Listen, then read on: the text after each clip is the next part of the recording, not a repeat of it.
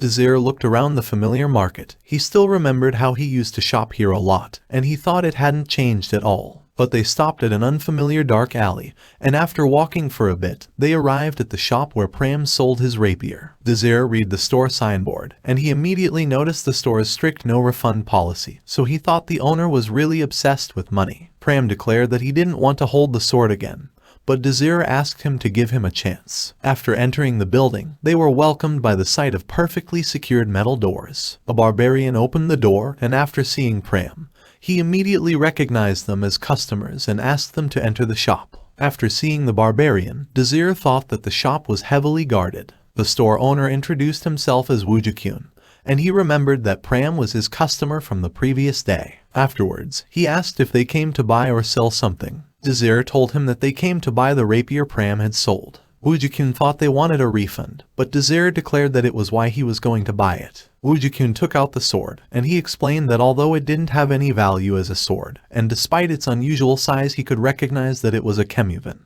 However, Desir also knew about it, as he recalled the appearance of the kemuven given by Donata to Romantica. Woojikyun was surprised, but he explained that it was used by the nobility as a gift for their lovers. Pram was confused, while Desir asked how much it was. Woojikyun replied that it would be 40 silver coins. Pram was enraged, as he had only sold it for 3 silver coins, and Woojikyun didn't mention that it was a kemuven. Woojikyun explained that Pram had asked him to appraise it as a sword, and this time he would be selling it as a kemuven. Pram was even more enraged, as he called Woojikyun a swindler. However, Desir thought that Woojikyun was actually right, and he proceeded to pay for the 40 silver coins. Woojikyun was surprised that he didn't hesitate to pay and regretted that he didn't ask for a higher price.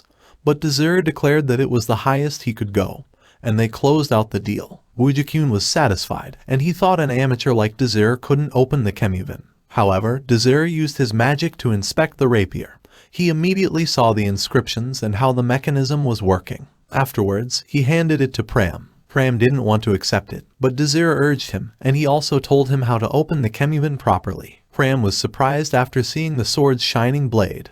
He had never seen something like it before, and he thought it was neither iron nor silver. However, Desir knew that it was blancium, which was only used on the highest quality weapons, and he was certain that it was the sword used by the future Pram. Afterwards, they decided to leave. However, the barbarian blocked the exit with Woojikyun's command. Woojikyun told Desir and Pram to leave the sword behind. Desir refuted that he had paid for the kemuven, similar to how he paid 3 silver coins for the sword. However, Woojikyun doesn't care about the deal anymore after discovering that the sword was made of blancium. The barbarian told them that they had to leave the sword before they could go, but Desir wasn't threatened, and he only remembered Donovan because of the way the barbarian spoke. The barbarian was enraged, and he immediately slashed at Desir, but he was surprised when Desir dodged effortlessly, while Woojikyun ordered him to take care of Desir and Pram quickly. However, Pram was already in front of Desir, prepared to fight, and he declared that he wouldn't hold back to protect Desir, although he blushed when Desir teased him about not holding his sword again.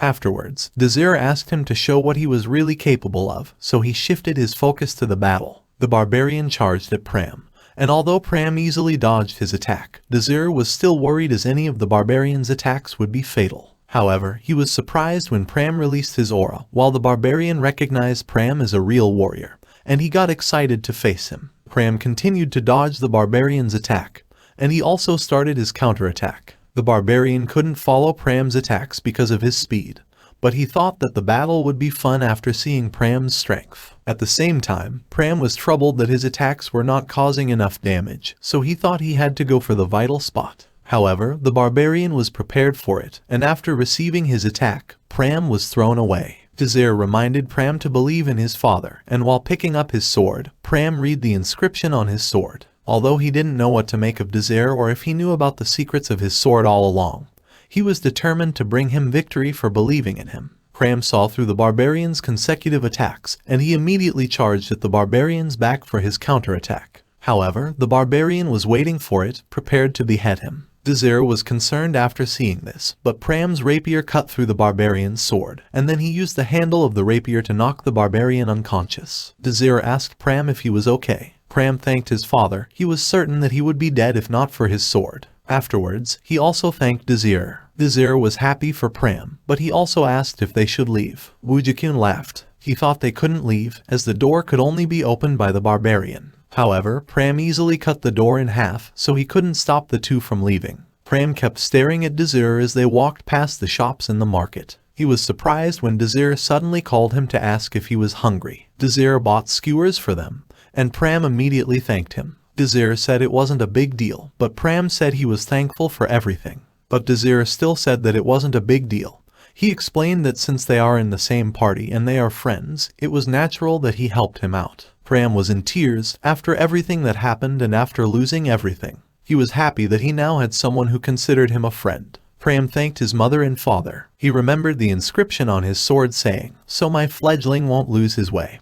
He was determined to walk his path with Desir along with these words. At the same time, Romantica could already control the ball perfectly with her wind magic, and she placed it on the circle in front of her, completely still. After catching her breath, she called out to Desir to boast about her achievement, but no one was actually around. Afterwards, Romantica channeled her magic before blasting it towards the circle on the wall. She jumped in joy when all of her spells hit the target, but she became serious afterwards, looking like she had made a decision. Romantica waited outside the rooms for Alpha class, and everyone who saw her was showing contempt seeing that she was from Beta class. However, Donata arrived, and they immediately went to a fancy restaurant. Romantica looked happy after seeing the delicious food. Donata told her that it was his treat and she didn't have to be shy, but she was already eating happily anyway. Donata asked if she came to give her reply, and when she affirmed, he immediately assumed that she agreed, so he wanted to introduce her to the other Blue Moon party members. However, Romantica took out the Kemuvan, saying that she was returning it. Donata couldn't understand her decision,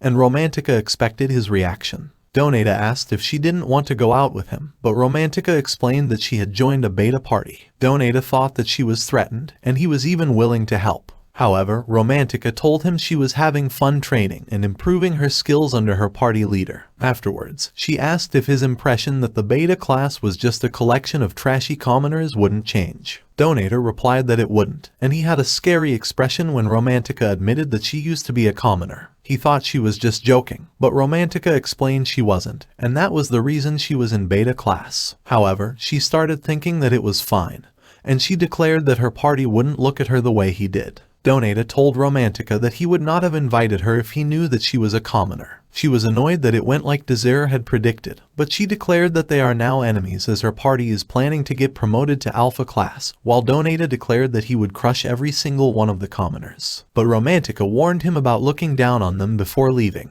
Donata was enraged, and he recalled how the commoners had burned down their house and executed his father. Thank you all for watching. Don't forget to drop a like if you enjoy this video, and please subscribe so you won't miss the next part. And just comment down any anime you want to see in this channel.